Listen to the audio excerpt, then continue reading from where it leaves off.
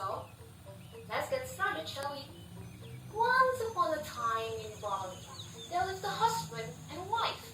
They have been married for a very long time, but they have no children yet. Every single day, they went up to the temple and they begged God to give them a child. They prayed and prayed and kept on praying. Until one night, when God finally decided to answer their prayers.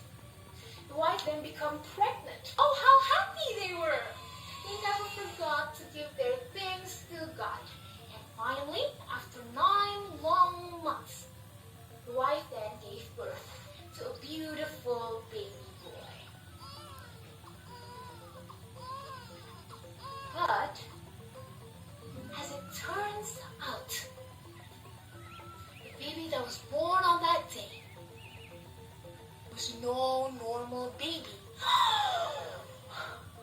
As time went on, the couple started to realize that their baby was different from most babies.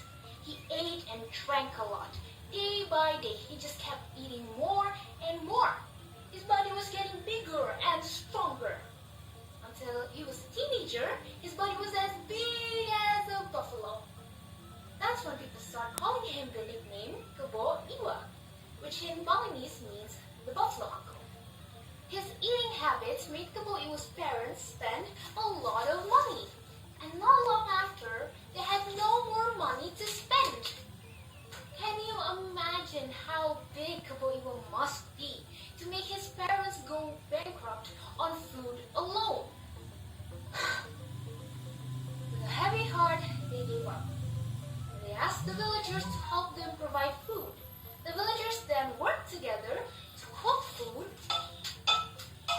and also to build a very big house for Kebo Iwa to live in. He was getting so big, like a giant, he couldn't even live with his own parents anymore. But unfortunately, after a few more months, the villagers were also unable to cook food for him. They then asked Kebo Iwa to cook his own food. He agreed. As an expression of gratitude towards the villagers, he helped them build dams, dug wells, and protected them from any wild animals or people who wanted to attack their village. Meanwhile, on the island of Java, the Majapahit kingdom was developing. They wanted to expand their power outside of Java. They had a dream to unite the archipelago under the banner of Majapahit. One of the areas they were targeting was Bali.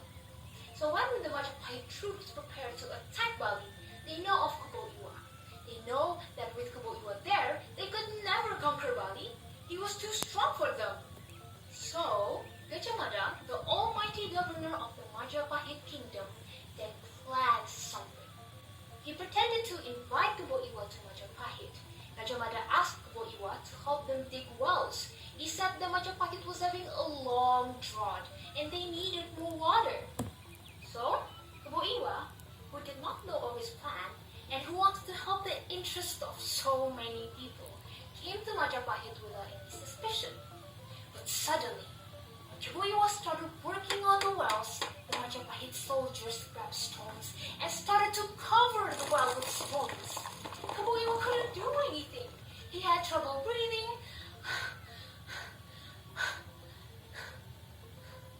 Finally, he was buried alive. He died that day on that well. After the death of Kebo Iwa, Bali was finally conquered by the Majapahit kingdom. To this day, people still remember Kebo Iwa for all he has done for Bali. His legendary stone head can still be found at Puragadu, which is located in a region called Lelatu. So, what have we learned?